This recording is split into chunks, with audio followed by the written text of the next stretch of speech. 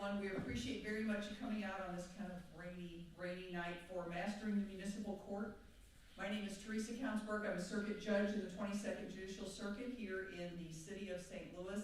And I appreciate all of you coming here tonight to listen to this esteemed panel that we have for you. Let me start by introducing the people who are sitting up front. The first gentleman here, this is Judge Newton McCoy. He has served as a municipal court judge in the city of St. Louis since 1986. From 1986 to 2017, he was a provisional judge.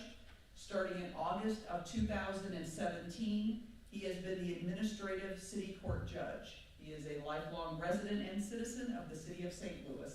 Thank you for being here, Judge McCoy. Next to him is Judge Karma Edwards. Judge Edwards has served as a judge for the Municipal Court of St. Louis City since 2023. Prior to her judicial appointment, she maintained a law practice specializing in domestic and criminal matters. Welcome, Judge Edwards. Next to her is Judge William E. Dailey, Jr. Judge Dailey is the founder and managing attorney for the Dailey Law Firm, LC, and currently serves as a judge for Courtroom 3 in the St. Louis City Municipal Court. Judge Dailey's law practice focuses on business and domestic litigation with a background in medical negligence, client counseling, and a standard-setting approach to all endeavors. Thank you for coming, Judge Dailey. Next to him is Diarra Cross-Davis. Ms. Cross-Davis has been licensed to practice law in the state of Missouri for over 24 years. She is currently the court administrator for the municipal court in the city of St. Louis. She previously worked as a provisional judge in municipal court handling a variety of cases. Prior to that, she was the director of child support in the circuit attorney's office in the city of St. Louis. Thank you, Ms. Cross-Davis, for coming. And on the end is Judge Joan Miller. Judge Miller has been a municipal judge for the city of St. Louis since 2013. Her dockets cover traffic cases, nuisance properties, housing cases, and the special assistance docket. Welcome, Judge Miller.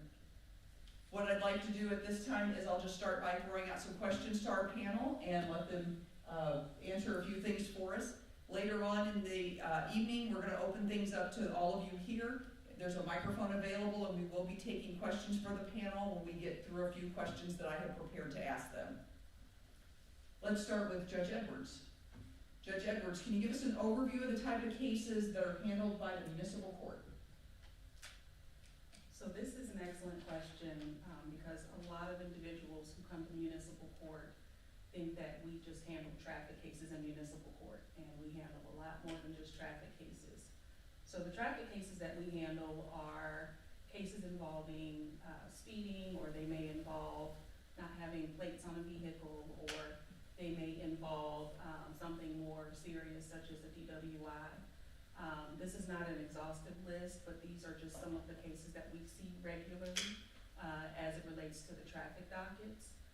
They may also include cases involving individuals who don't have auto insurance, or something where an individual is driving and has an encounter with an officer.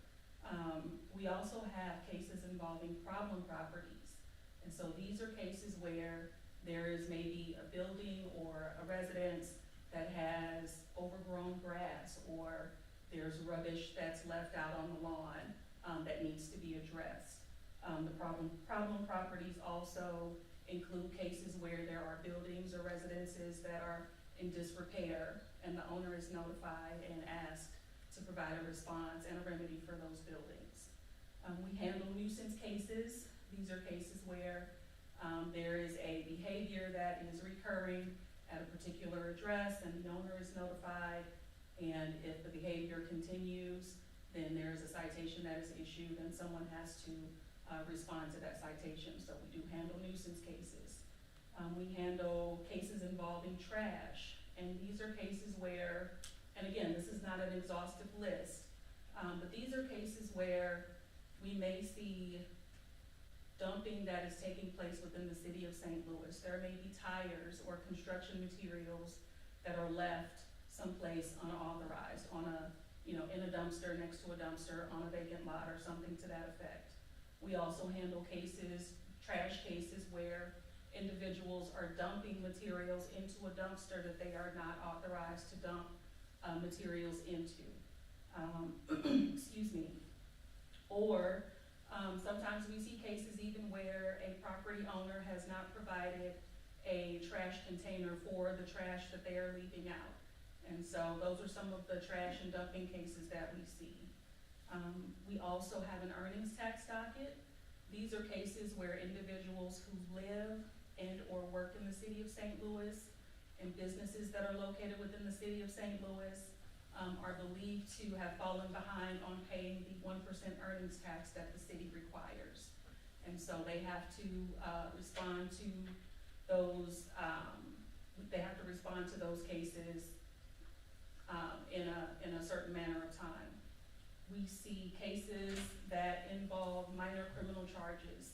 These may be cases involving stealing, where the value of the items that are allegedly stole are under $150. These may also be cases involving trespass. So those are just some of the minor criminal cases that we see. And then we also handle truancy cases. These are cases involving students who have been reported to have missed a lot of school. They have an excessive number of unexcused absences. So the students have been absent from school and the parents have not provided a sufficient explanation as to why the student has been absent. Those get reported to the court and the parent has to respond to the court about those. And then lastly but not least, we see cases involving animals. And these may be cases where there's an animal that is frequently unleashed and causes some sort of threat or harm to other individuals in the community. These may be cases where an individual has to answer charges for allegedly not providing food or shelter or water for animals. They may have an excessive number of animals and they're not providing adequate care for the animals. And then we also see cases involving animals that potentially have rabies, and there's a certain quality of care that has to be provided for those animals, and if the owner fails to do that, then those cases get reported to us as well.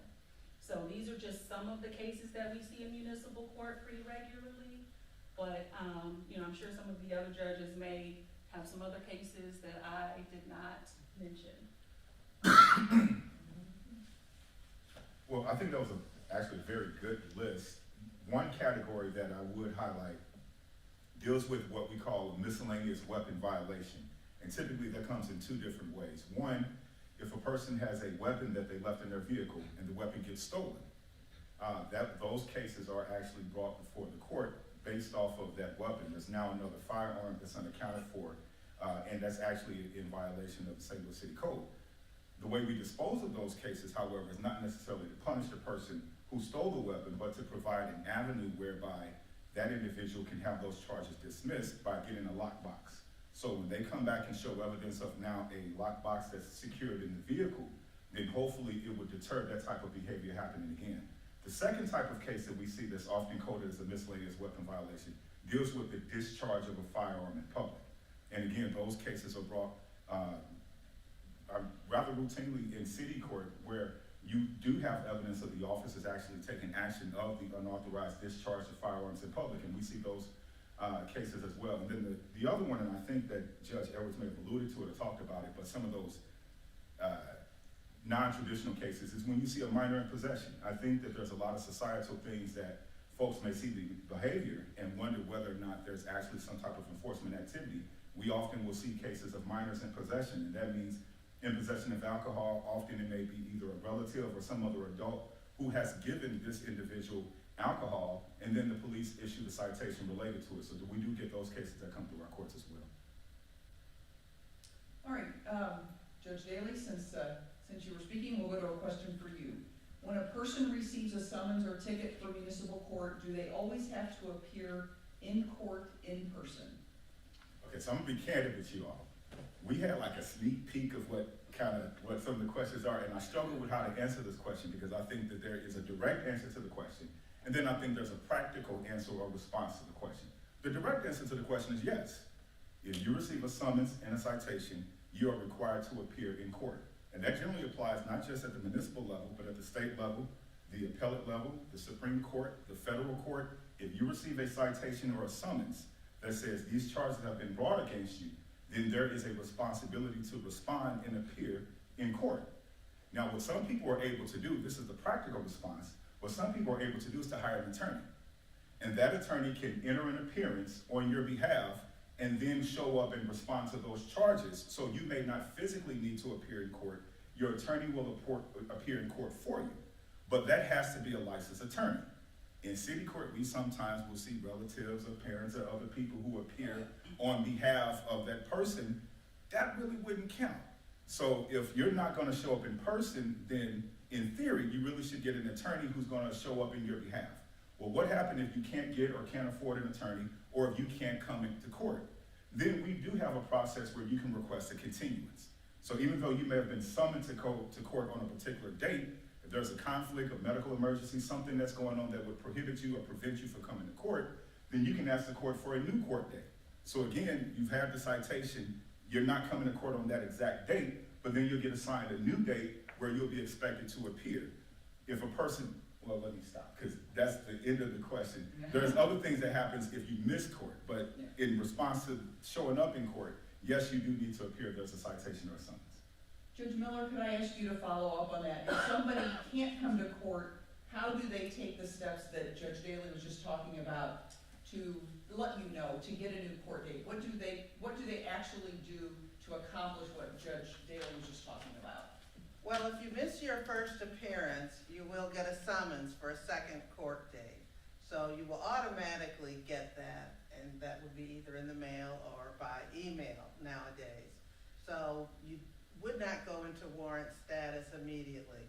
Now, there is something new that I was made aware of called the Tap In Center in the city of St. Louis, and they can help you get a new court date and even get a warrant recalled or quashed.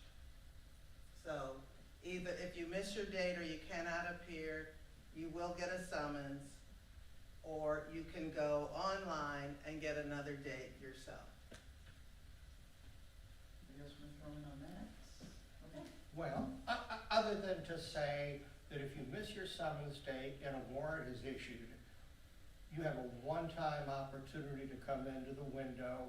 If you haven't had any previous warrants, we'll cancel your warrant one time, no questions asked, on a hardship basis, to take account of the people that might have difficulty appearing the first time. Judge McCoy, since this kind of dovetails into the next question I wanted to ask you. Judge Dailey had talked about the possibility of getting a lawyer. Should a person have a lawyer when they come to municipal court, and does that depend on what kinds of cases they may have? Is there a difference between having a lawyer for a traffic ticket versus for something along the lines of what Judge Edwards was talking about as far as a dumping case or a trash case or something along those lines? Well, everybody has the right, if they want to hire a lawyer to represent them. That's an absolute right that they have. For most minor traffic violations, and I mean things other than drunk driving or leaving the scene or driving while suspended, in most occasions when we have people in court, if they want the opportunity to speak with a prosecutor about whether the charge can be amended to save the points, which is something that lawyers often do, we're liberal in giving defendants the opportunity to speak directly with the prosecutor to determine whether that can be. So if the person doesn't want to come to court, they want a lawyer to represent them in that, a lawyer is a good thing to have. Sometimes you have to take into consideration what the possible penalty is. For most traffic violations, the maximum penalty that can be imposed is a combined fine and court cost of $225. That's what we call for a minor traffic violation. Now, there are points associated with that if people plead guilty or they're found guilty after a trial, and people always have the right to enter a plea of not guilty and have a trial. There are more serious violations, as I say, like leaving the scene, driving while suspended, DUI, where these folks could be fined up to $500. Also, there are points assessed. The maximum situation in terms of a penalty is for people who are charged with dumping or improper refuse. And I don't want to be misunderstood about what that constitutes. Sometimes an owner of a property or a renter of a property has excessive trash that they have in their yard that comes out of their house or they're not able to clean up. That's not what we consider a dumping or improper refuse case. There are limits on the fines that can be imposed on that, even for repeat offenders within a year.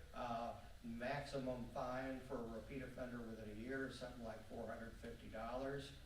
On all these cases that I'm talking about that are limited in the fine, minor traffic violation with a max fine of $225.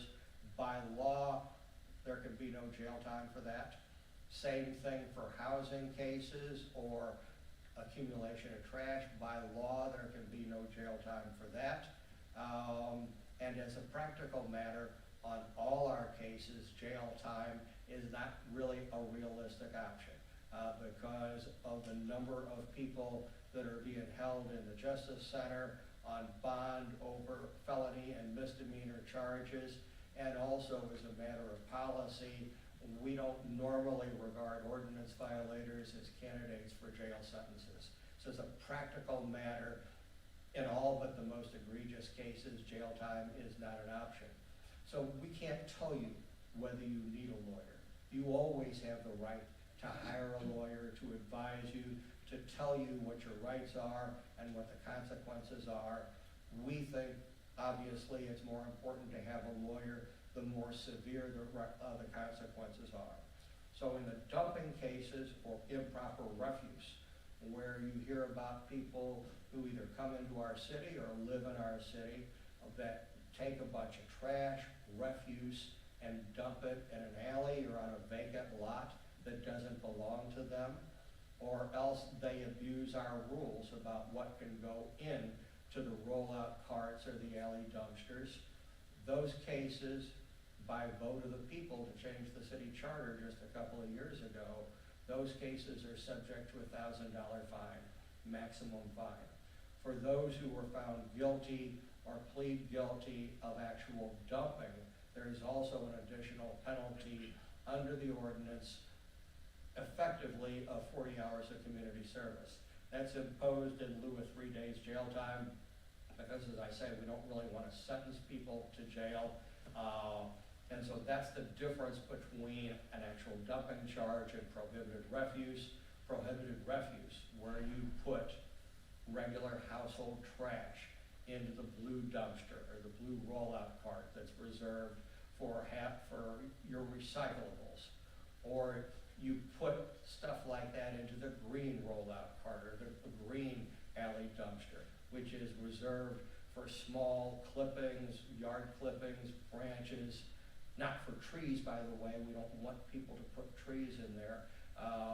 They can be subject to a $1,000 fine, but they're not subject to the potential of 40 hours community service. The community service that we assign in dumping cases, we try to hope will be appropriate to the crime. Most of those people are going to be picking up trash in alleys for their 40 hours of community service. Everybody has a right to have a lawyer. Whether you think you need a lawyer, always have a right to consult a lawyer. We feel generally like it's more important to have a lawyer the more severe the potential penalty, and we do make the prosecutor available to discuss amendments of minor traffic charges on a very liberal basis. Ms. Cross Davis, can you tell people how they can find out information not only about your court, but also about their particular cases? Certainly. Good evening, everyone. So I just want to share with you that the most common way that people access information through municipal court is in person. That's the most common. But you can also access information through our website, and we also, have clerks working on a regular basis, 8 to 5 o'clock, answering questions by phone. So the most common, though, is in person. And I just want to kind of piggyback on something that Judge McCoy mentioned. A lot of people don't like coming in person to take care of their matters, so they'll call on the telephone. And then at times, the information that they're provided over the phone, they do not come to court with IDs because they have a fear that they will be arrested and for a warrant in municipal court. So I would just want to make it clear to everyone that if you arrive in person, which is the most common way people approach municipal court, you will not be arrested. We do not have a guard waiting to arrest anybody on an outstanding warrant in municipal court. So we do welcome people to come in person. That is the most common, but we do ask that they bring IDs. So as Judge Dailey mentioned, oftentimes people will ask their mothers to come on their behalf, or they'll ask their girlfriends to come on their behalf because they have a fear, or they will come with their minor children because they have a fear that we will arrest them. So I wanna kind of address that up front, that we have people arriving in person every day of the week, and they are not arrested for warrants in municipal court. So we do like for people to provide IDs so that we can share their information without having a concern about any kind of HIPAA requirements, because we do not share information without that ID because it is personal. But attorneys can access that information, as they've mentioned. But I just want to make sure that everyone knows that municipal court welcomes people to come in person to handle their matters. We often set aside warrants because it's their first warrant that they've received. Otherwise, people can pay bonds in order to get warrants set aside. So we work with people when they're in person. We also share information via the telephone with our clerks 8 to 5, and people can access it on the website. Could you give the address for your website? Oh, certainly. It's St. Louis City Municipal Court. So you can go on the city website, and there's a link to St. Louis City Municipal Court, and so that's available. So you go to the departmental menu and you find our department in alphabetical order. For and you St. can Louis click City. on that. Correct. The St. other Louis City thing website. we should mention, apart from no arrest being made, and that's a promise that we're serious about, that we keep. If somebody has reached the end of their options, they have a bond requirement on their case, they say at the window they're not able to afford a bond, we are not going to turn that person away, still having a warrant, without giving them an opportunity to talk with a judge. So people who are in that situation, who come to the window, who've already had their one free set aside, they're not able to post bond, they're in a jam for one reason or another over their warrant. I have a weekly docket where I see those people at Tuesday at 11 o'clock. So we don't turn those people away without giving them an opportunity to talk with a judge. That's when we think we can hopefully resolve some of their cases or alleviate some of their concerns. We don't want to turn people away that still have warrants on them when they've come down to talk to us. We would prefer to resolve their cases on the merits. I'm also going to expound on what Ms. Cross said about the ways to access information on your case.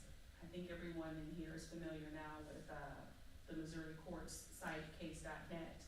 And one of the things that individuals can do is you can put your name into case.net, or if you know your case number, you can put that into CaseNet, as we call it for short.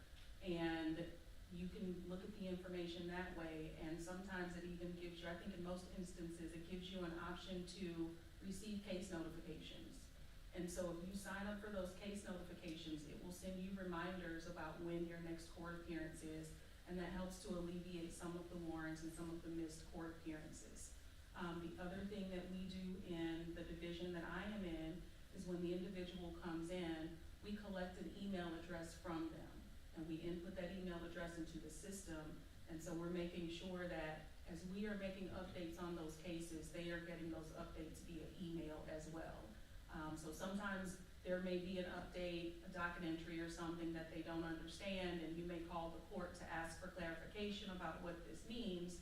But if you have gone to case.net and requested to receive notifications about your case, or if you've come into court and provided an email address for us to provide those notifications, those are some consistent ways for you to stay updated on your case. Yes, and that is referred to as Track My Case. So Track My Case is the way you can get information sent directly to you as it relates to your case specifically.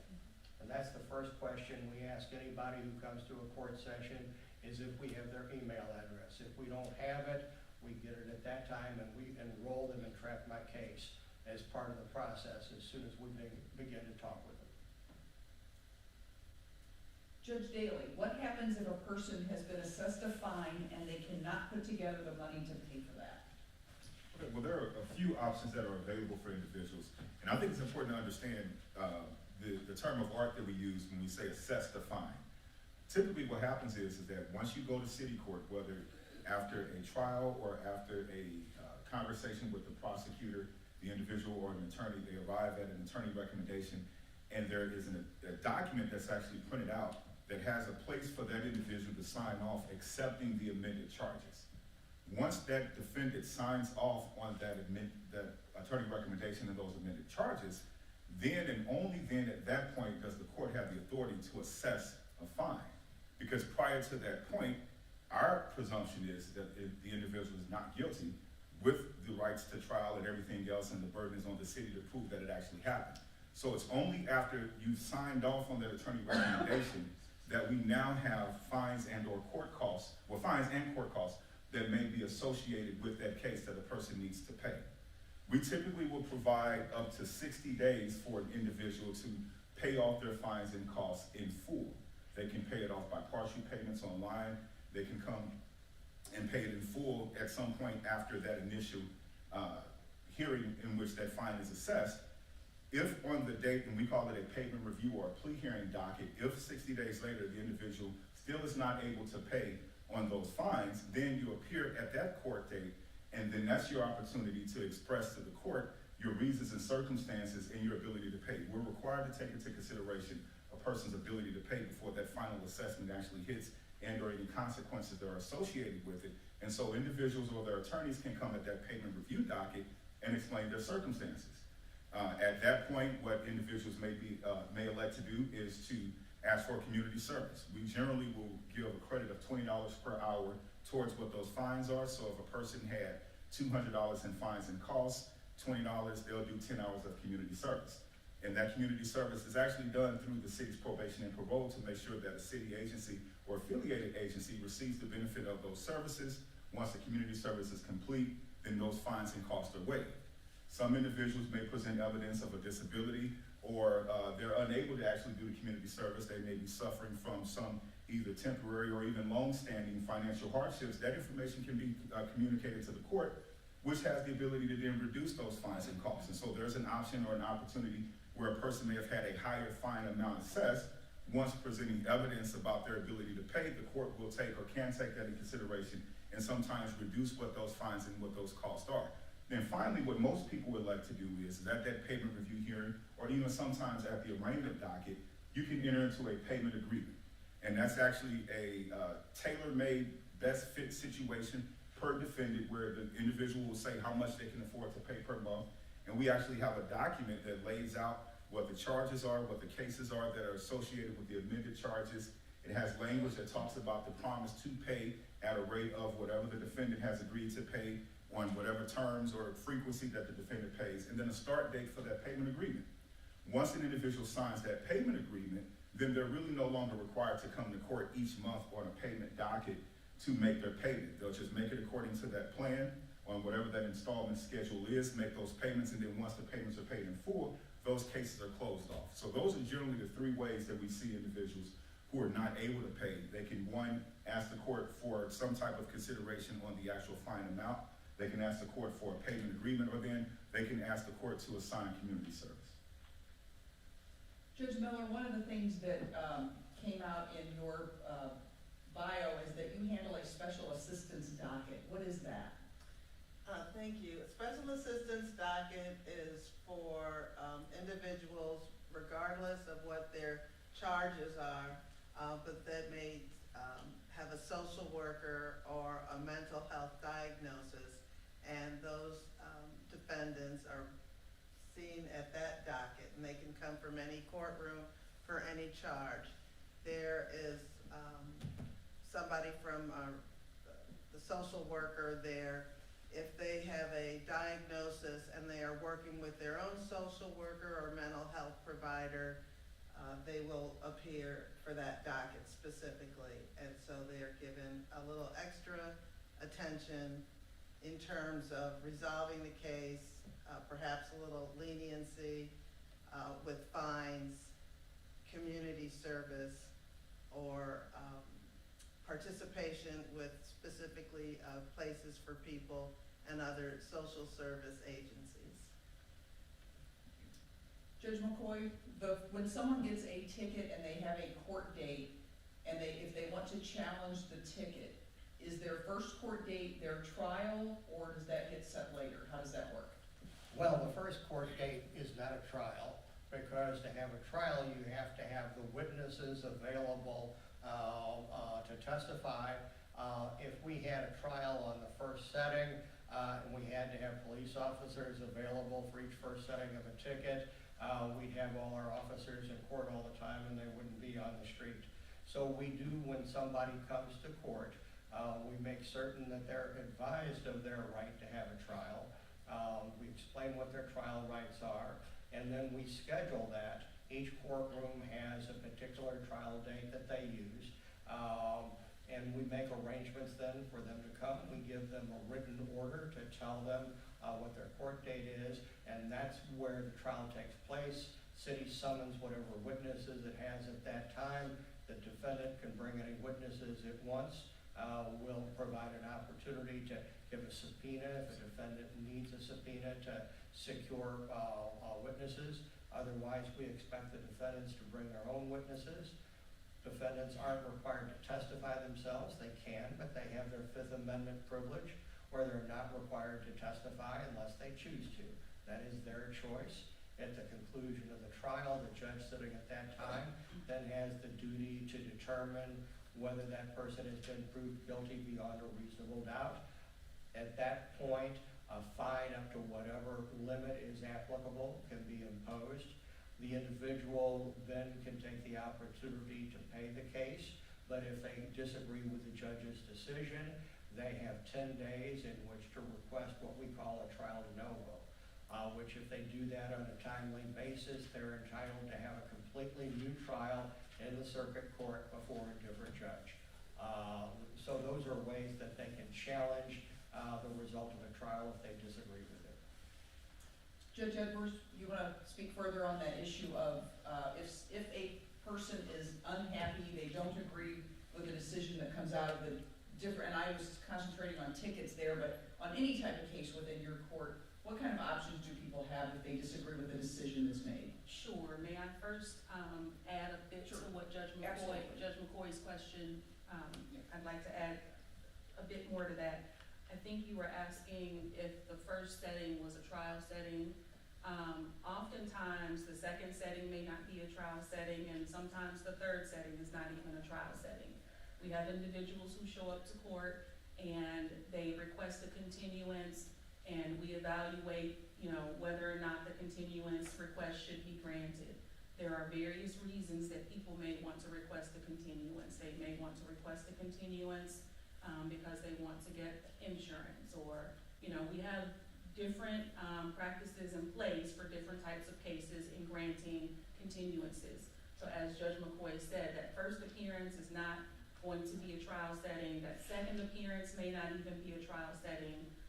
We do like to have a conversation when individuals come in to make sure that they understand that they can, to make sure that they understand what options are available to them as it relates to requesting a continuance or requesting a trial, okay? Sometimes individuals request a continuance because they do want to retain counsel. So that's another reason that someone may request a continuance. So I don't want anyone to believe that you come to court on the first setting and then the second setting is going to be a trial. That is oftentimes not the case. To answer the question about what options are available when a person is unhappy with a trial decision. As Judge McCoy somewhat explained, once a person has exercised their right to a trial and the judge has rendered a decision on that trial, the individual has 10 days from the date of that decision to request a trial de novo. The process for that is is for the individual to come to 1520 Market Street, and you have to go to the clerk's window, and the clerks will have that individual fill out some information.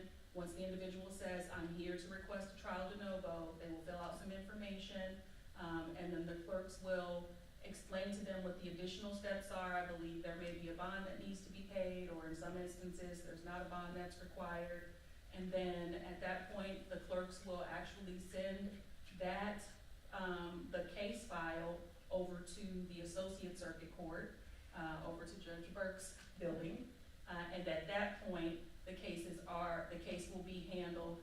A trial de novo is a request for a new trial, essentially. So we're kind of using some legal jargon up here. But when a person says they want a trial de novo, it's essentially them saying, I'm not happy with the decision at the municipal court trial, and I'd like for an associate circuit judge to have a trial on the same issue. So that's what we mean when we say a trial de novo. It's a new trial.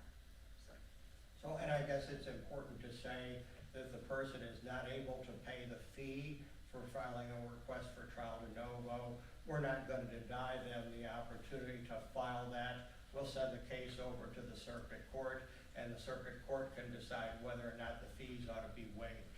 But we're not going to refuse to send a case over because we think the person ought to pay the fee.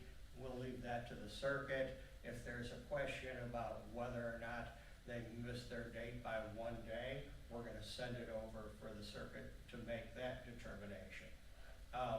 The other thing that should be mentioned, because Judge Edwards properly says there may be more than one continuance and no trial, is that we would prefer to see people who are charged with driver's license offenses and insurance to get their insurance, to get their license. So we are very liberal in granting continuances to people in order to try to get proof of insurance, to try to get their license reinstated.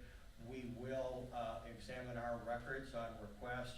We'll set aside holds that we have against that defendant to keeps them from getting their license that they incurred over a prior failure to appear, to enable those individuals to try to get their license reinstated. We think it is a better thing to have people have their license, have their insurance when they drive, than for us to be punitive on that point when we know that a substantial number of those folks will continue to drive without license and insurance. That accomplishes nothing for anybody. Judge Miller, could you also speak to that issue as it relates to things like housing? Judge McCoy and Judge Edwards have talked about people getting their driver's license if they have a driver's license, a case for not having one. What about if somebody has a housing violation? Are you also talking with them about getting things fixed on the house or cleaning things up, whatever that is? Yes, they can get continuances in order to remedy the problem.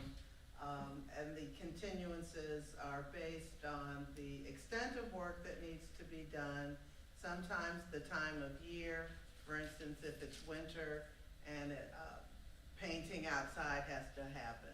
Well, and that's not going to happen during colder weather months, so they may get longer continuances. But it's important to know that continuances are based on something happening in the interim, so that at the next court date, there should be some progress made. But in conversations between the defendant and the city councilor, they will come to a reasonable time period, and defendants will be able to get a continuance in order to remedy the problem, whether it's clean up tires in the yard, painting, put railings on, reconstruct a porch, or whatever the issue is. Thank you. At this time, we'd like to open it up to questions. If anyone in the audience has any questions for any of our panelists, if you do, if you're able, you can come down here. If not, we'll be happy to bring the microphone to you. And Judge Burke, can I just do one? Oh, absolutely, go right ahead. Yeah, I just wanted to make sure there was some discussion about how to access information on our website. And so as I mentioned, you can just enter into your Google search engine, St. Louis City Municipal Court. It will pop up. That's an option for you when you're searching things virtually. You can also do City Municipal Court. That will pull up the information. Then it'll give you a link where you can access it. there's also a link that just says municipal court. So there are multiple ways to access the information. Essentially, it would be STL Lewis, all together, one word, -mo.gov. So it's www.stl St. Louis -mo.gov would be the website, like what you enter into your Google search, but you can access that information utilizing various aspects of municipal court. So it doesn't have to be one way, because we want people to be able to access it with limited information, because some people don't say St. Louis City Municipal Court, right? But I wanted you to know that you can access that website in multiple ways. But as I stated before, in-person is the most frequent way that people access information, but the website is available for you, and you can utilize various search engines. Thank you. Did you have a question up here?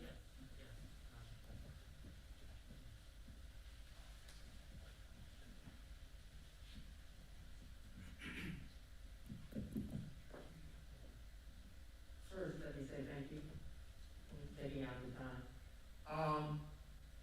I live on the south side, so my question is focusing on the growing tension, and I think also fear. So use that as a lens. We have representation on the south side from every continent on the globe. And some folks have these cultural differences on what is okay as far as where they want to sleep. Like we have a senior group, senior couple. They've planted themselves on another sidewalk, and they're making it. They're doing a whole heck of a lot better than I would in the winter, summer, fall, and both of them are disabled. But I wonder, how does as judges, how does the law around vagrancy and things of that nature fit when there is a true understanding that I'm old now, I grew up this way, this is how I know how to live, or this is how I've lived because I was trying to get here to the United States the best way I knew how, so I'm used to sleeping outside and things like that. So is the law always the law, or is there a way to interpret the law considering cultural differences? Who wants to take that one? I will. I mean, you got me. Are you talking about sleeping on the street or in your own backyard or? Well, it varies. For that couple, they are planted on a sidewalk and in the street. Neighborhoods have taken the city to court about this behavior, and they were scooped up and, but eventually released, and now they're back on the sidewalk. Them old people ain't gonna change who they are. They're just not, because they can't. Okay, so That's one example. what I would say is, first, just to provide context to the question, and then I will endeavor to give my reply. Understand the role of the court. We are, by design, required to interpret the law. There's a different part of society or of government that will create the law and enforce the law. You use the phrase vagrancy, for example. Whether or not certain behavior is unlawful is the purview of the legislative branch to first determine what's lawful and what's not. Yes, sir. What consequences will be rendered or associated with it, you'll often see the executive branch, where the law enforcement gets involved in things along those lines. We're not involved in either of those two processes.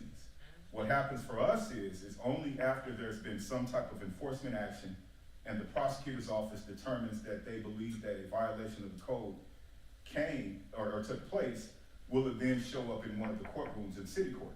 So at that point, then I'll endeavor to try to get to the second part of your question when you said, and I don't want to misspeak, I believe you said cultural sensitivity or awareness or interpretation. I'm throwing that into the question.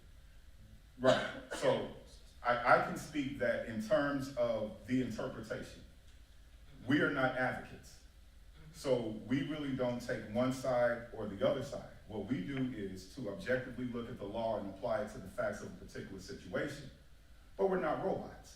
And so I think that it's important to understand that anyone who comes in, whether he or she is advocating for themselves or whether it's an attorney that's advocating for a defendant, and they're presented with a particular case, because that's really all we deal with are the cases that come through city court, then they have free and fair opportunity to present whatever evidence that they believe may impact the judge's decision as to the merits of whether the activity was lawful or unlawful, or the circumstances that gave rise to it. And Judge McCoy, I think, really gave good context, and he said it multiple times, because of the population that we see in St. Louis City and the cases that come through city court, then you may have what, for lack of a better term, I'm gonna use the word liberal, but not maybe in the popularized sense, but that there's a very vast latitude that's afforded to the circumstances in which something comes in. And a part of that may be a person's upbringing, a part of that may be what the person just may choose to do in that circumstance, but it's always factored against what the law says is allowed and what's not allowed, and then maybe those circumstances would impact what the consequences of what the punishment would be. And so in each situation, I think that one of the most important words when you look at not just the judicial part, but I think the American justice system, one of the most important words to understand is this idea of discretion.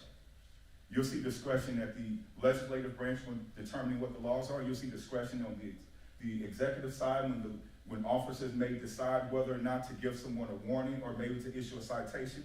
But you're also going to see discretion on the judicial side when determining whether or not a code or has been violated, but then what that penalty is going to be for the violation. And so if there's a range of punishment, then where a person lands on that range is going to be impacted by all the things that you spoke about. And I think it's right to say that factors other than whether the law was violated are pertinent when a judge decides what the sentence should be. Those things can be taken into consideration. I don't believe that anybody who is living out of doors is ever charged by the police without first being referred to services to try to supply them with a place to stay. That opportunity, I think, is always offered, but it has to be case by case as to whether or not there was really a violation of the law. Generally speaking, though, folks living in tents on a sidewalk are not living in a way that is considered a proper residential way of living under the city's code. I'm gonna throw a question in, I think it dovetails with this. If a person receives a citation, some type of notice to come to municipal court, if they do not speak English, what should they do? So we see this pretty regularly. Oftentimes the person will come, and sometimes they will come with someone who is able to translate for them on their behalf. Depending on the nature of the charges, we may be able to allow that person to translate for them.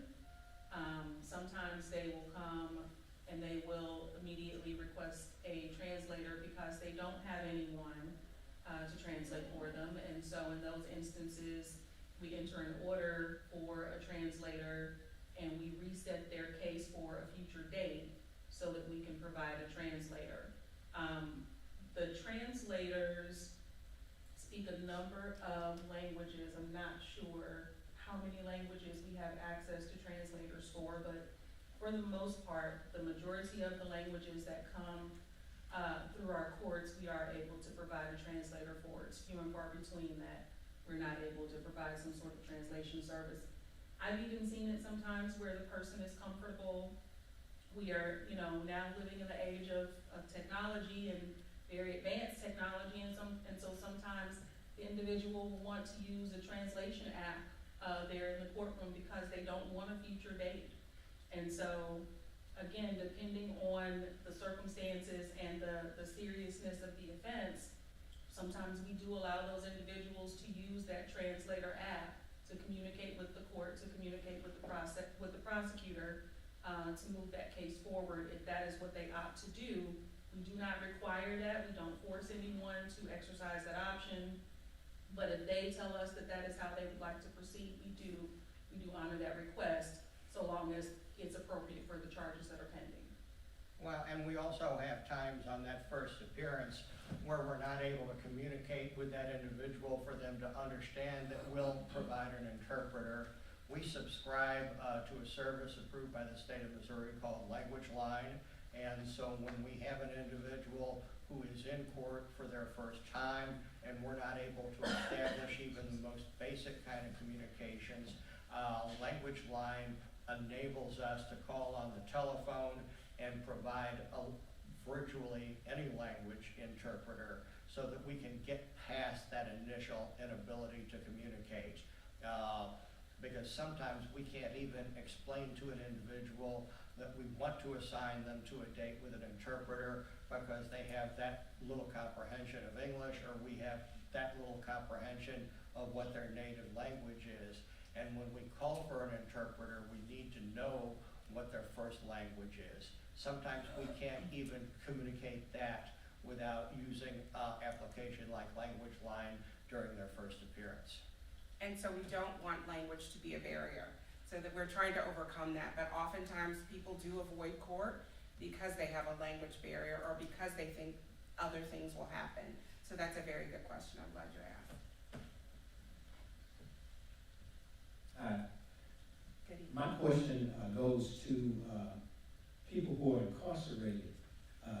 They deserve their day in court as well as anybody else. Now, we get a lot of requests from family members wanting to know if they can pay their person's case off, or if they can get a warrant that they may have on them, recall, but they're in federal prison, they might be in the Justice Department, and I think it's kind of a pretty good thing to have people know that we do take care of, if you want to call it that, people who are incarcerated, and I think Judge McCoy might know what I'm talking about.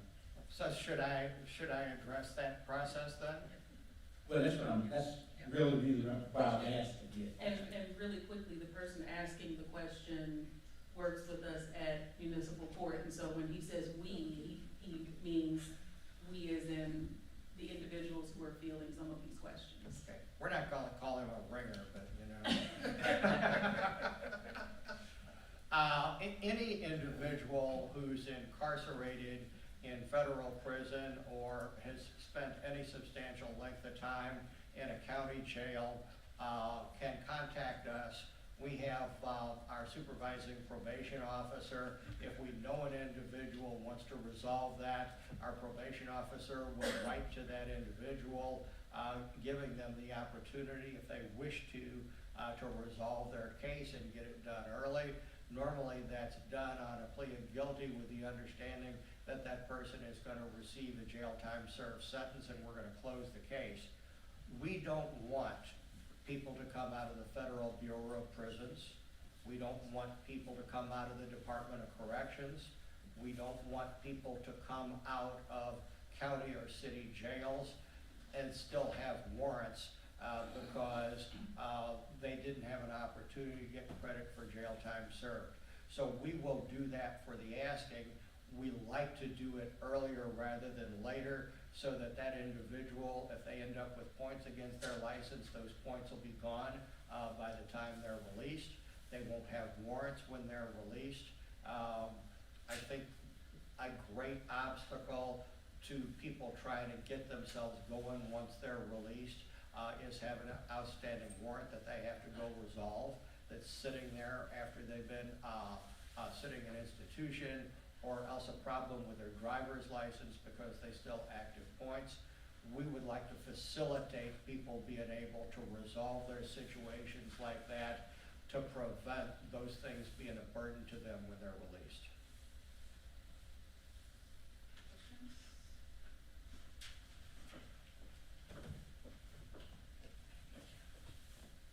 is the other ringer. Hello, everybody. I've appeared in front of most of you, I believe, but I have a question about a proposal, which I think you've attested to elements of being part of the various dockets, the special assistance docket, Judge McCoy's Tuesday docket, and Judge Dailey, what you said about miscellaneous weapons violations and the sort of, you get a lockbox, your case is dismissed once you show you're aware of the law and complying with it. Specifically, I've seen this with respect to traffic violations in Clayton Municipal Division, where it functions as a sort of compliance docket, where the goal is to have people come back, make progress towards getting into compliance with their license, insurance, registration, and instead of having to pay that and then owe fines and fees to the court, which can be unduly burdensome if they're indigent, using that money instead to get into compliance and dismissing the case once they've shown proof of compliance and that they're aware of what their responsibilities are to have a driving privilege and operate a vehicle. And I would just advocate for implementing some form of that. I do think, I don't think there's been a study on it and I haven't looked at, there's no way to see the effect of that in the OSCA data, but I think in terms of if the priority is making sure people are complying with the law and operating vehicles safely, and if they get into an accident that the parties are covered, which is, as a city resident who's been in several traffic accidents that weren't my fault, I'm very much concerned about. And I don't know if any of you have thought about this and implementing it for traffic cases, or if that's something the court would consider. We experimented with a program where for defendants in that position, the treasurer's office had a financial education program to try to educate people as to the importance to have insurance and how to budget for insurance. And for those people who completed those courses, we dismissed their cases. We did it as a pilot. We found the result in terms of how many people came back actually having gotten their insurance after that education was pretty disappointing. I think we can always consider individual circumstances in terms of what payment has to be made on the other end. We did experiment with that, and maybe we didn't have the right model, but we were disappointed with the result that we got. Anybody else have questions? I have a question. Yeah. You can say something. I'd like to know what type of method you have in place to help with identity theft in your system, human services system, that it's my understanding that the prison system and Division of Family Services use the same system. And I've had my information misrepresented, and I filed I don't know how many times to have it removed. I don't know what else to do with it.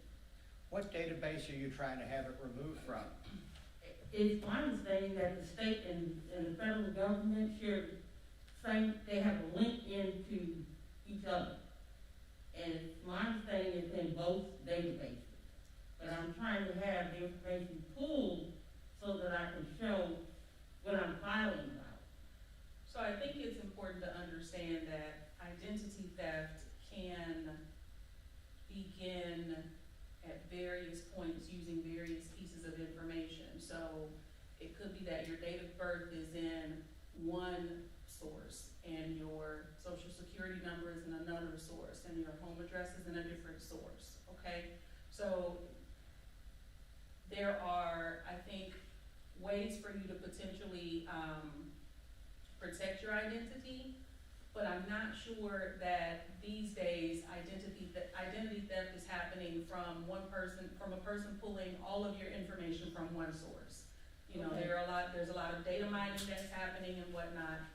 So it's coming from various places. Right. I will tell you that the Missouri Supreme Court, a couple of years ago, implemented a rule where the courts redact specific information about individuals before that information, gets put into our database.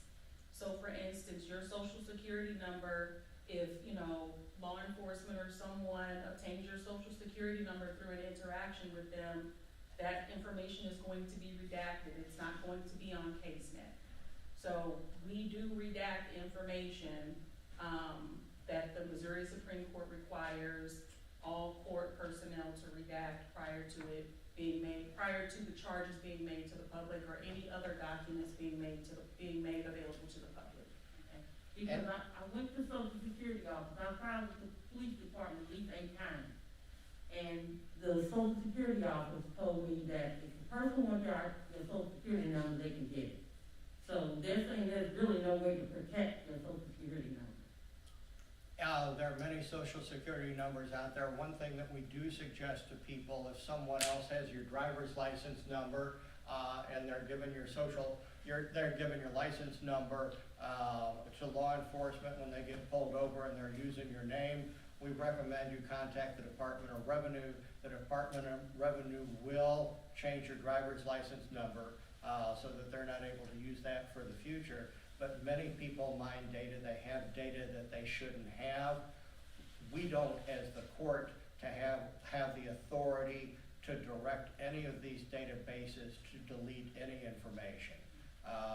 It is a law enforcement function, but one thing we do suggest is contacting DOR. Sometimes when we encounter people, there's a family situation where we're able to identify the family member who's maybe a twin or somebody who looks similar, who's given that information. We have to have a trial on that to kind of determine what happens, but we are aware that some people in the family or who are friends use personal information that they give to the police to avoid consequences to that effect. We have to take that on a case-by-case basis. But as to your question about what we are doing to protect your information, we are redacting the information before it becomes made to the public. There are specific pieces of information that we remove.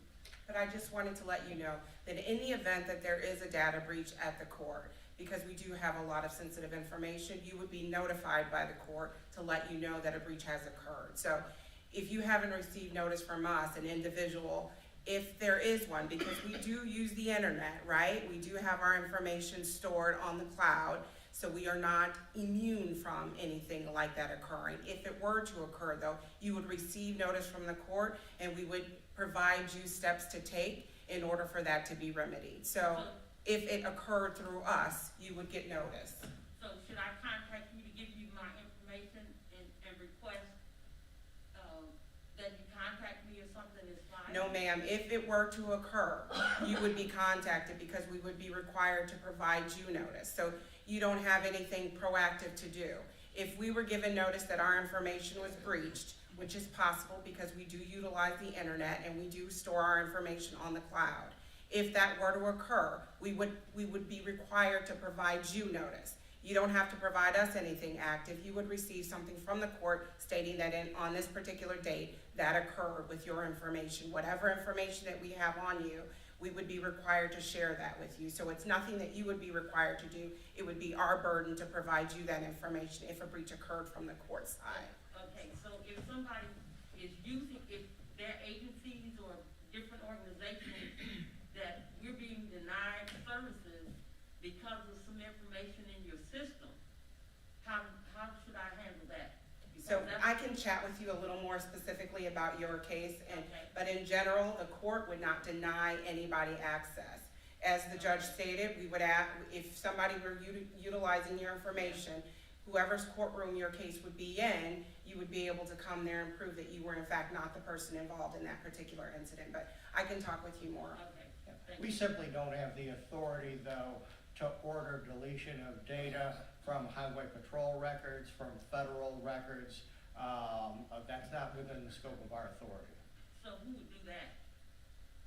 Well, I'm not certain. It's a difficult problem because once your information enters a law enforcement system, it's disseminated to several different places.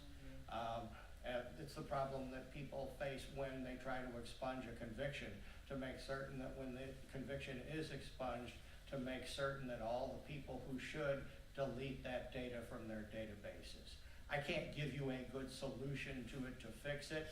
I'm telling you there are limitations on our authority. Yeah, because they asked me if I wanted the information that they had some information as a court system in Kansas City that I knew anything about. And when I contacted them and wrote them, they said that the people that I needed to talk to that was involved with that worked for the court system there was no longer there anymore. But we can chat about, yeah. And we can't We give can you chat. legal advice either. We can talk a little bit more about it. We're not able to give you legal advice about a particular case. So Ms. Cross Davis, you'll chat with her afterward? Yes. Thank you so much. You have a question? Hi, my name's Christina, and I would like to apologize for coming in a little bit late. I apologize. Can you tell me who you each are again? So, because I did not come in when you first said it, so that way I know who I'm addressing the question to. Joan Miller. Diarra Davis. William Dailey. Karma Edwards? Newton McCoy. And what are your, I know you said you're a judge on the left, I think, right? Everyone's a judge except me. I'm the court administrator. Oh, okay, so you're all big shots. Good. We don't see it that way. No, I mean, yeah. Should I call you guys your honor, or just generally address you? You can just state your question. Okay, good. I got two. I'm gonna give you the easy one first. On CaseNet, I have noticed that even in like child custody cases, they actually have the names of the children on there. Still, I believe. I've seen this over the years, like different like people that I know, and I wanted to make you guys aware of that. Like it will say the minor's name. It doesn't say things like their social security number, but it sometimes might say their age or date of birth. I've actually seen that. I want to make you guys aware of that with CaseNet. I was wondering, were you all any of you aware of that? We don't have any jurisdiction of family law cases. That redaction is done at the circuit court level. Okay. Next question I have is, I find it strange that with law enforcement, they're quick to take information, but slow to give it back, like what you were saying with disseminating and that type of thing, and making sure that it reached every notification of every agency. Do you know why? Do I know why that information is disseminated so many places? For one, yes, and why it takes so long, go ahead. Well, so when there's a traffic conviction, that information is required by law to be reported to the Department of Revenue. There are certain offenses that are reportable through the Highway Patrol. That's required by law. And so that dissemination takes place automatically. That's not something that we have control of. When a ticket is issued, there's not dissemination of that information beyond the law enforcement and our court. If there's a suspension of a license because of a failure to appear in court, we do send notices to the DOR. But since July 1st of 2023, anything that we have in our database that can be viewed publicly on CaseNet has to be redacted of all information, other than I've had people complain the defendant's address is still there. That's not covered by Supreme Court rule, but date of birth, certain information about minors, social security, all that's redacted from what we have in our system. Gotcha. And then, basically, this is panel basically about municipal stuff. Yes. That's what I had thought, and because I was late coming here, and I apologize, I was not aware of that. I'm glad that all five of you are here. I'm glad that you're answering questions, and I do appreciate it, and I am grateful for your time and the obligation you have of public service and how you fulfill it. I thank you very much. I think that was the only questions I had. Okay. Is there anything else?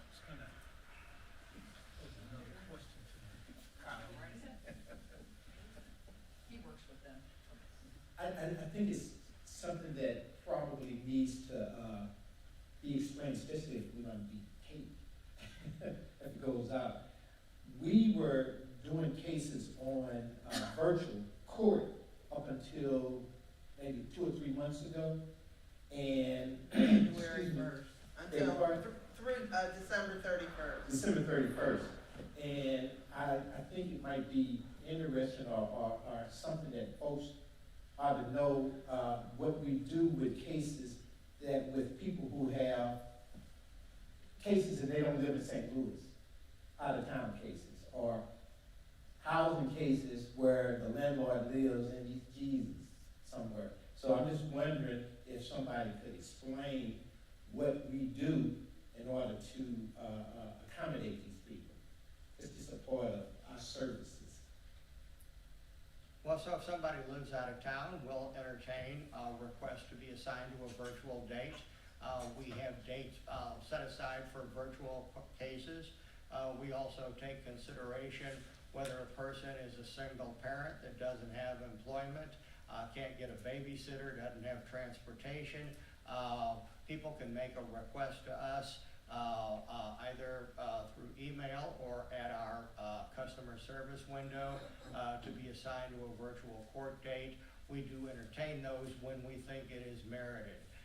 People who want a virtual court date just simply because it's inconvenient for them or they don't feel like showing up, we're not going to extend that courtesy to them.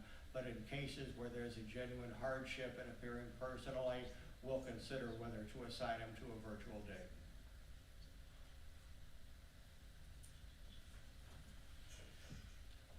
Anybody, questions? Hi, I'm visiting from out of town. I have two questions. One's quicker and one's a little bit more, requires a little bit more elaboration. So my first question is, you mentioned that folks won't get arrested when they come into court based on the municipal court warrants. If somebody has an outstanding warrant in another court, is there communication between the courts, or is there a way for them to take care of their business with municipal court with an outside warrant, or will they be arrested when they come into municipal court with an outside warrant? We don't have the authority to cancel another court's warrants. So they will not be arrested if they appear in St. Louis City Municipal Court. If you have a federal warrant, a state warrant, a warrant from another state, any other jurisdiction, you will not be arrested. Okay, when but you like a appear in warrant St. for Louis City. St. Louis County? We are not running you, Anywhere. yeah, we are not going to well- be checking that. Okay. Right. So that Anywhere. kind of leads me to my second question, is the separation between, I don't have a municipal court where I'm from, based on the places that I've lived before, and I'm wondering, why do y'all have that separation? Why isn't it just included in the county court system? It's based on the range of punishment. So municipal court is for ordinance violations. Circuit or associate court are for misdemeanors and felonies. So it's the type of violation or crime and the range of punishment. So that's what the division is. And I don't know where you're from, but I bet you there is a municipal court there. So now if you're talking about the separation between St. Louis City and St. Louis County, that's a historical situation built into the Missouri Constitution. There are people who differ, think that the city of St. Louis should be part of St. Louis County or that they should be unified. Sometimes you want to get a political argument, start talking about that. Oh, yeah, no, it's not about the city, county, I've never heard of a municipal court. I'm in law school where I'm from, so I know that we don't have one, and I was just curious about like, what the purpose is. Ours was overtaken by our county courts, so I was wondering why that hadn't happened here, if it was just always like that, so, yeah, thank you. Good questions. Anybody else have any questions before we wrap up? And I just want to make sure that everyone heard when Judge Miller said, we do not have a police officer to arrest anyone who appears in person with a warrant, because I do not want people to avoid municipal court based on the fact that they have a warrant. I don't want them to send their mothers down there. I don't want them to send their girlfriends down there, because we would like for people to resolve their cases without the fear of being arrested. So I just want to make sure that we end on a positive note. Come to municipal court, resolve your cases, you won't be arrested. I also want to make sure that everybody understands, this is St. Louis City Municipal Court. So if you're dealing with the Ferguson Municipal Court or the St. Charles Municipal Court, what they are talking about is the St. Louis City Municipal Court. So please do not go to another municipal court and say, but Judge Edwards said whatever. This is for St. Louis City Municipal Court. I just want to be a little clear about that. Mr. Waller thought of something Yes, else. Mr. Waller. Yes, well, it is related to that, and sorry if it turns out negative, but I have had a situation where knowing my client will appear on a certain docket, have gone to the docket and after the proceedings are done, arrested my client on an outstanding warrant. Is that a situation you encounter? Do you have any That's a policies very or rare- procedures? And that would be a police matter in their investigation that wouldn't have any, just because they know, oh, this person has court, and I'll just see if they show up and I can make an arrest. Just like if you knew they were going to meet their connection and you show up there. But it's not that one of the city marshals or St. Louis Metropolitan Police Department member arrests them based on a warrant from another, well, from anywhere, really. Because we do not have police sitting in municipal court waiting to actively pursue someone for a warrant. Yeah, So and that's I've the thing. never encountered that. Right, and that's the thing. Some people think that we have, you know, a police officer just waiting for them. No, we don't. As you all know, St. Louis City Police Department has their own concerns and issue with staffing. So they do not have a police officer in our court waiting to arrest people on outstanding warrants, just to dispel that myth. And if there's a copper who's following that apprehensive strategy, they're sure not gonna tell us that they're doing it. Correct. Okay, thank you. And they don't have access to our dockets just in general, so they're not running our dockets to see who's on our dockets. But you know, anybody can look up anybody on CaseNet. Anything else? All right, I want to thank the panel. Thank them so much for coming in. Thank all of you for wonderful questions. This has been recorded. If you are interested in seeing this back again, if you go to the website for the circuit court, it's stlouiscitycircuitcourt.com, all one word, stlouiscitycircuitcourt.com. You'll be able to see this program. It is being recorded and will be put up there in short order. Also on that website, you'll see, you should see copies of programs that we've done on other issues such as landlord-tenant, family court, juvenile court, things of that nature. So if there are other topics that you are interested in, if you go to our website, you might see some of our other presentations, and go to that website also to look for future programs like this that we're going to put on. We'll keep trying to come up with new and interesting topics for everyone. But thank you all for coming. Thank you to the panel. We appreciate you very much.